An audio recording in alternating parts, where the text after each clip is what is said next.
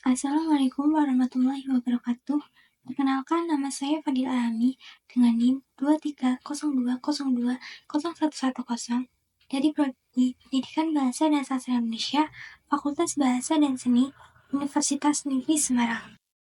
Pada kesempatan kali ini, saya akan membahas pengembangan pembelajaran bahasa atau sastra Indonesia, elemen keterampilan berbahasa reseptif, membaca teks pidato pada kelas 8 SMP. Kita masuk pada pendahuluan, yaitu pengembangan pembelajaran bahasa dan sastra Indonesia sangat penting dari sudut pandang pendidikan, terutama yang berkaitan dengan unsur keterampilan berbahasa reseptif seperti membaca teks pidato.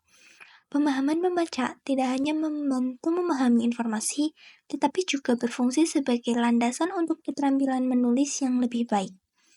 Hal ini tercermin pada hubungan antara keterampilan membaca, di mana peningkatan pada suatu dimensi dapat berdampak positif pada dimensi lainnya. Sebelum masuk ke desain pembelajaran, kita harus mengetahui apa itu teks pidato, elemen membaca, dan model pembelajaran CIRC. Yang pertama ada teks pidato. Pidato adalah kegiatan berbicara di depan umum untuk menyampaikan suatu hal dalam situasi tertentu. Jadi, dalam pidato, ada penyampai pidato sebagai sumber pidato dan ada juga pendengar atau audiens. Penyampai pidato berharap agar apa yang disampaikan dapat dipahami oleh pendengarnya. Yang selanjutnya ada elemen membaca. Membaca adalah suatu proses yang kompleks dan rumit dalam memahami makna tulisan yang mencakup beberapa kegiatan seperti mengenali huruf dan kata-kata, menghubungkannya dengan bunyi dan maknanya, serta menarik kesimpulan dengan tujuan memperoleh pesan yang disampaikan oleh penulis. Yang selanjutnya adalah ada model pembelajaran CIRC. CIRC singkatan dari Cooperative Integrated Reading and Composition. CIRC merupakan salah satu tipe model pembelajaran kooperatif. Model pembelajaran CIRC adalah metode pembelajaran terpadu yang menggabungkan kemampuan membaca dan menulis. Metode ini melibatkan siswa secara aktif dalam proses pembelajaran untuk membantu mereka memahami isi bacaan. Oke, kita masuk ke pembahasan selanjutnya, yaitu desain pembelajaran inovatif dalam model pembelajaran CIRC. Pengembangan keterampilan berbahasa Indonesia, terutama dalam aspek membaca, memerlukan pendekatan pembelajaran inovatif dan menarik.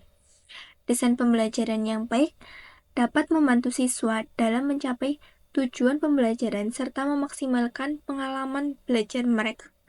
Berikut desain dalam pembelajaran inovatif yang dapat diterapkan di kelas 8 SMP. Di dalam desain pembelajaran tentunya ada tujuan pembelajaran. Tujuan pembelajaran dalam desain ini adalah untuk mengembangkan keterampilan berbahasa siswa dalam konteks membaca secara. Selanjutnya ada penilaian hasil belajar. Penilaian hasil belajar di sini dibagi menjadi 3, yaitu 1. Teknik penilaian, 2. Penilaian keterampilan, 3. Pembelajaran remedial. Yang teknik penilaian dibagi menjadi 2, yaitu penilaian sikap, penilaian pengetahuan. Pada penilaian sikap dilihat dari sikap spiritual dan sikap sosial. Yang penilaian pengetahuan dibagi menjadi 3, yaitu asesmen awal pembelajaran. Kegiatan apersepsi dilakukan untuk mengaktifkan pengetahuan latar peserta didik. Dalam kegiatan ini, peserta didik diminta mencurahkan hal-hal yang telah mereka ketahui terkait tema pembelajaran.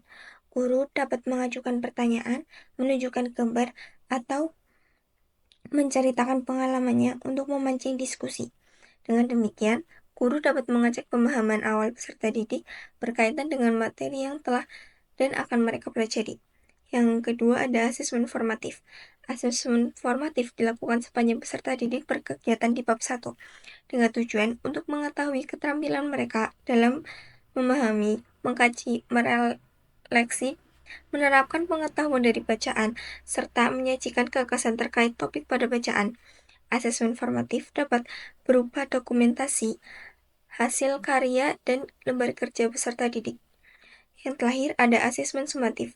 Asesmen sumatif terdapat pada bagian akhir bab.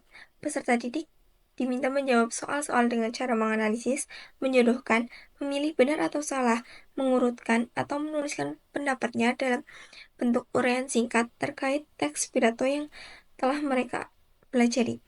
Asesmen ini menjadi catatan bagi guru dalam menilai kemajuan peserta didik untuk kemudian merumuskan pendekatan pembelajaran yang lebih efektif sesuai dengan jenjang kompetensi peserta didik.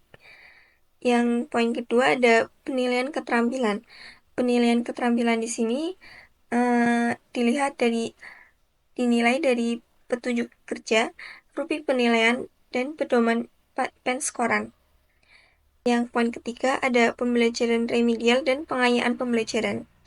Pembelajaran remedial yaitu pembelajaran peserta didik yang belum bisa menganalisis teks pidato dalam beberapa aspek dapat berlatih dengan bimbingan guru.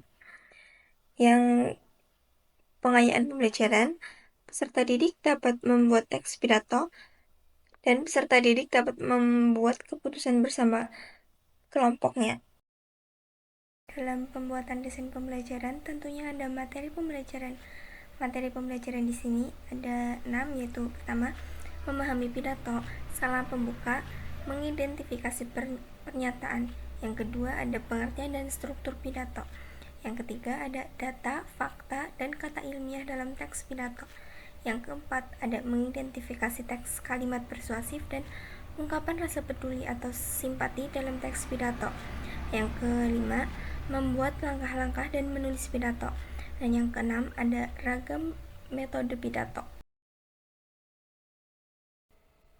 Selanjutnya ada media pembelajaran. Media pembelajaran yang digunakan dalam teks pidato ini ada PPT, video pembelajaran, dan gambar. Ada juga bahan pembelajaran. Bahan pembelajaran yang digunakan ada kartu soal. Dan yang terakhir ada alat peraga. Alat peraga yang digunakan dalam pembelajaran ini yaitu laptop dan proyektor. Dalam pembuatan desain pembelajaran juga harus dicantumkan langkah-langkah pembelajaran. Langkah-langkah pembelajaran kali ini dibagi menjadi 3, yaitu pendahuluan, kegiatan inti, dan penutup. Pada pendahuluan ada 5 poin yang harus disampaikan, yaitu yang pertama, membuka pelajaran dengan mengucapkan salam dan membaca doa dipimpin oleh ketua kelas. Yang kedua, mengecek kehadiran peserta didik. Yang ketiga, memotivasi peserta didik agar mengikuti pembelajaran dengan serius dan aktif karena akan diberikan reward untuk peserta didik yang paling unggul.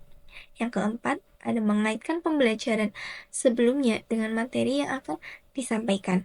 Yang kelima, ada menyampaikan tujuan, manfaat, dan kegiatan pembelajaran yang akan dilakukan. Pada kegiatan inti terbagi menjadi 3 poin, yaitu yang poin A ada orientasi peserta didik pada masalah. Yang pertama, peserta didik mengamati pidato melalui infokus. Yang kedua, guru bertanya dengan peserta didik tentang pidato yang telah didengar. Yang poin B ada mengorganisasikan peserta didik untuk belajar. Yang pertama, peserta didik dibagi ke dalam kelompok kecil yang beranggotakan 4 atau 5 mahasiswa secara heterogen. Yang kedua, ada guru membagikan LKPD. Yang ketiga, ada peserta didik membaca penjelasan langkah-langkah yang ada dalam LKPD. Yang keempat, ada peserta didik membagi tugas masing-masing anggota untuk menyelesaikan masalah yang ada pada LKPD dengan penuh tanggung jawab. Yang poin berikutnya ada membimbing penyelidikan individu maupun kelompok. Yang pertama ada peserta didik berdiskusi bersama kelompoknya.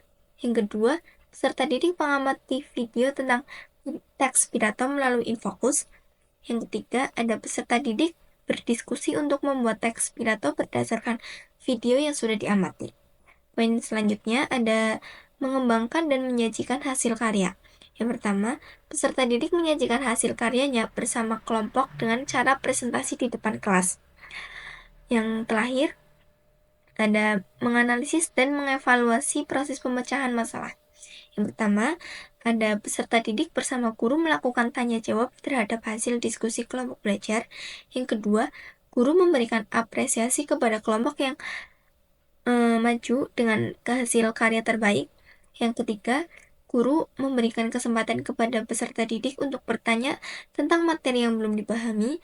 Yang keempat, ada peserta didik dan guru mengevaluasi proses pemecahan masalah. Ada kegiatan penutup, ada 5 poin, yaitu yang pertama, peserta didik dan guru membuat refleksi pembelajaran hari itu. Yang kedua, peserta didik dan guru menyimpulkan pembelajaran pada hari itu. Yang ketiga, peserta didik mengerjakan soal evaluasi yang diberikan dengan penuh tanggung jawab. Yang keempat, memberikan tindak lanjut pembelajaran berikutnya. Yang kelima atau yang terakhir, menutup pembelajaran dengan berdoa bersama-sama dan mengucapkan salam. Mungkin itu saja yang dapat saya sampaikan. Terima kasih sudah menyimak. Mohon maaf apabila ada kekurangan atau kesalahan kata. Wassalamualaikum warahmatullahi wabarakatuh.